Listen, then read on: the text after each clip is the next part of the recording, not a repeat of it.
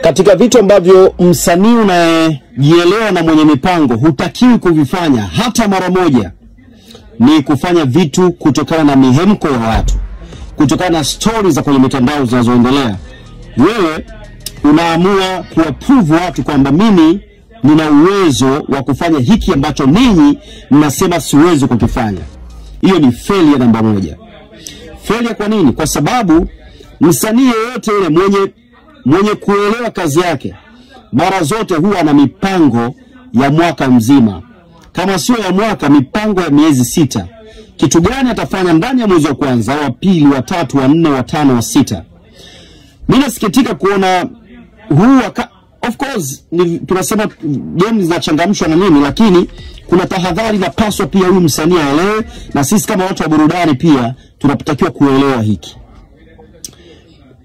Kufanya kitu kwa miemko kuna gharama zake. Hiki ambacho kinaendelea, Harmonize sasa hivi unamwona anashare hiyo jet kubwa ambayo Diamond na wasanii wengine wakubwa Afrika wamekuwa wakiitumia.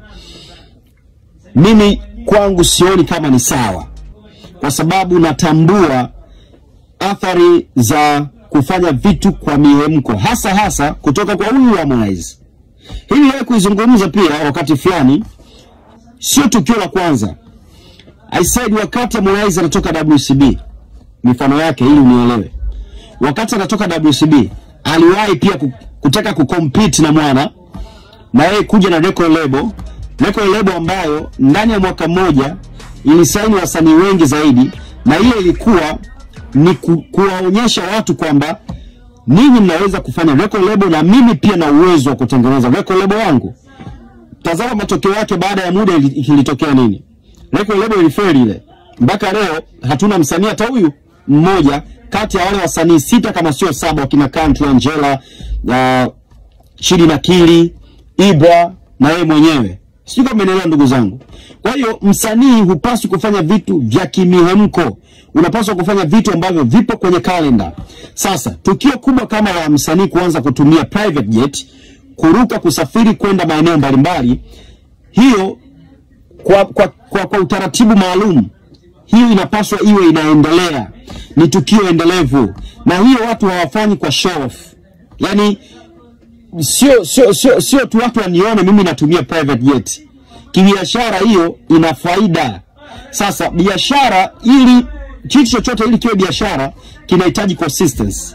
Je, kwa kukurupuka consistency ya kupanda jet ya aina ile itakuwepo? Itakuwa endelevu?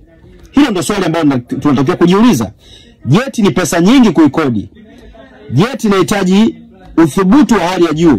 Je, Harmonize tayari alikuwa yupo kwenye mipango ya kutumia hiyo jeti, au ndio anatumia leo kesho tumoni nayo? Basi anasema tusifanye vitu kimihemko. Mimi I'm pretty sure Harmonize angekuwa anahitaji kutumia jeti ambayo amepost leo, Diamond ambayo huwa anaitumia, tungeona toka siku ya kwanza, sijuzi alianza kushare ile jeti yake, basi